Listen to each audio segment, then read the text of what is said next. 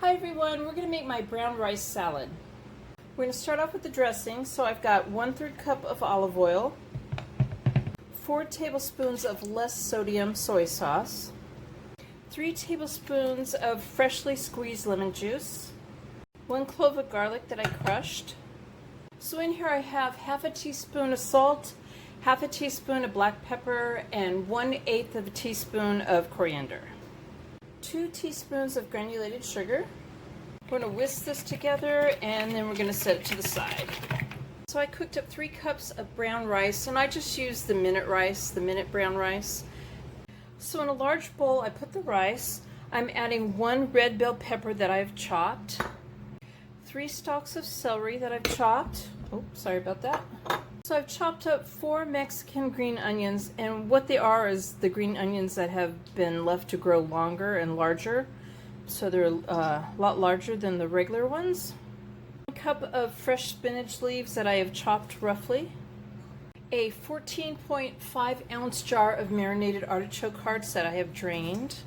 And I'm not chopping them up because as you toss the salad around, they will break down very easily. A 3/4 cup of cashew halves that they have salt on them, they're salted.